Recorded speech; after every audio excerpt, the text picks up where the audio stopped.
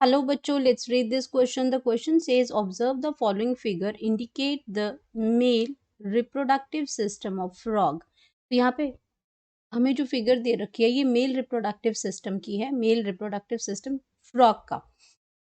और हमें कुछ अल्फाबेट्स दे रखे हैं A B C D और हमें बताना है, इसको सही लेबलिंग बतानी है कि इसमें A क्या रिप्रेजेंट कर रहा है, यहाँ पे B क्या रिप्रेजेंट कर रहा है, C क्या है, D क्या है और इसमें D क्या है, ये हमें ये बताना है। तो सबसे पहले हम बात करेंगे, ऑप्शंस हमें दे रखी हैं। A में बासा एफ्रेंशिया है, B में थायरॉयड ग्लैंड है, C में यूरिनोजेनाइटल डक्ट है, D में क्लोइका है। B में दे रखा है A को बासा एफ्रेंशिया, adrenal glands, urinogenital duct, cloaca. C के अंदर है बीडर्स ग्लैंड है, एड्रिनल ग्लैंड्स है, यूरिनोजेनाइटल डक्ट है, क्लोइका है।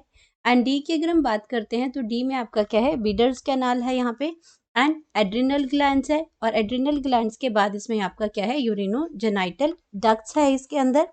एंड यहाँ पे अगर हम बात करते हैं और लास्ट इसमें पार्ट है रेक्टम दे रखा है। तो यहाँ पे अगर हम बात करते हैं कि सही लेवलिंग क्या है, तो वो सही लेवलिंग की यहाँ पे हम बात करेंगे।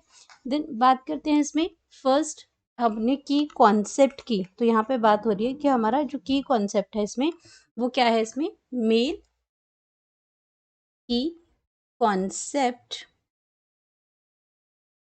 Male reproductive, male reproductive system in frog, system of frog. तो यहाँ पे फ्रॉग की बात हो रही है, तो फ्रॉग जो है एक एम्फीबियन है। फ्रॉग की अगर हम बात करते हैं तो ये इसकी जो क्लास है ये एम्फीबियन है, और जो ये एम्फीबियंस होते हैं ये लैंड और वाटर दोनों में प्रेजेंट होते हैं। लैंड एंड वाटर दोनों में इनकी जो लाइफ साइकिल जो है वो कंप्लीट होती है। फर्टिलाइजेशन के लिए इनको वाटर रिक्वायर्ड होता है।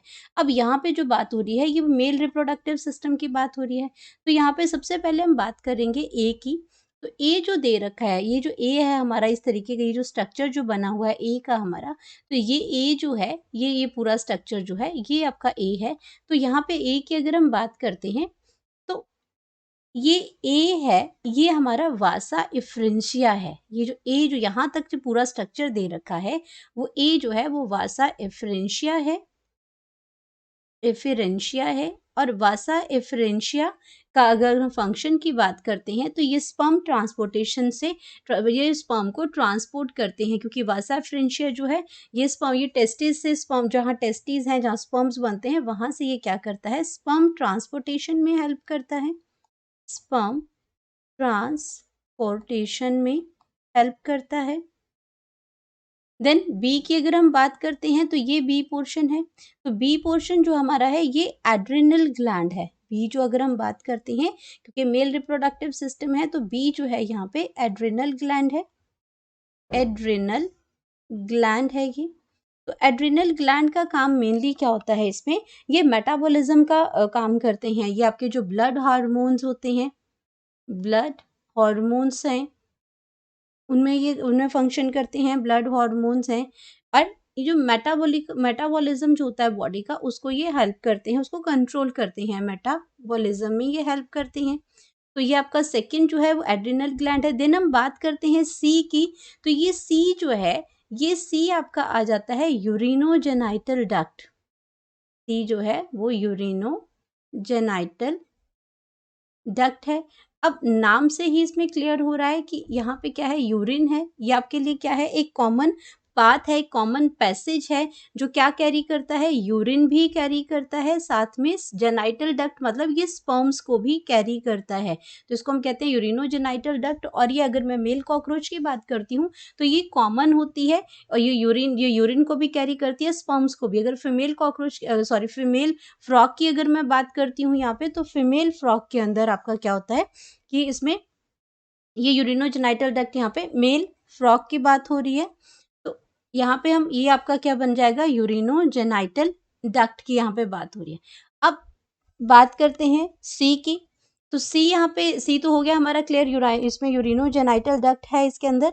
एंड देन अगर हम बात करते हैं इसकी फीमेल में उसमें ये क्लोइका के अंदर ओविडक्ट और यूरेटर जो है इनका वो अलग अलग ओपन करता है, खुलता क्लोइका में ही है वो भी, लेकिन अलग अलग खुलता है, लेकिन यहाँ पे कॉमन डक्ट बनती है। अब हम बात करते हैं डी की, कि डी हमारा क्या है, जहाँ पे ये ओपन कर रही है, यूरिनोजेनाइटल जो डक्ट है वो जहाँ ओपन कर रही है, ये वाला जो पूरा है ये आपका है क्लोइका।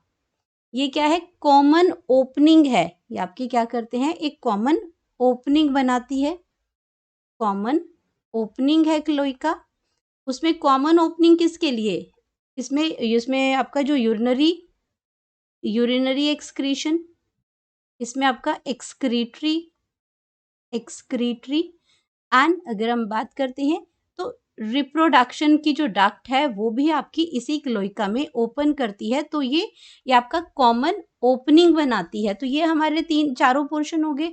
अब हम इसमें अपने जो ऑप्शन, जो गिवन ऑप्शन है उससे मैच करते हैं। तो पहले ऑप्शन में दे रखा है वासा फ्रेंशिया और बी थायराइड ग्लैंड।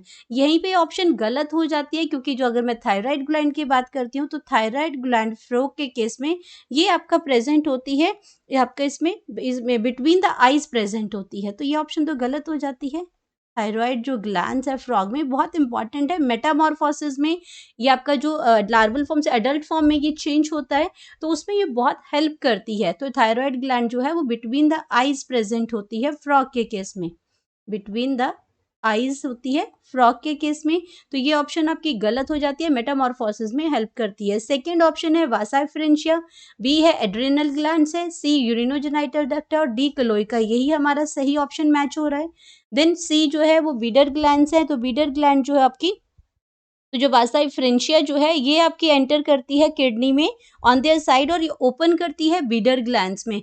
तो यहाँ पे आपका क्या है, यहाँ पे ये ऑप्शन आपकी गलत हो जाएगी, क्योंकि ए जो दे रखा है वो आपका वासा फ्रेंशिया है जो कि बीडर ग्लैंड में ओपन करती है, लेकिन यहाँ पे ये ऑप्शन आपकी गलत हो जाएगी।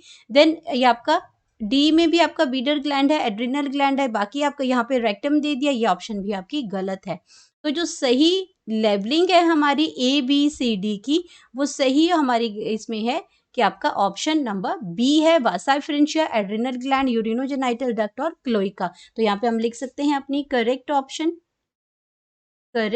ऑप्शन जो कि सही लेवलिंग हमें बता रहा है, that is option number B. Hope you understood it well, best of luck.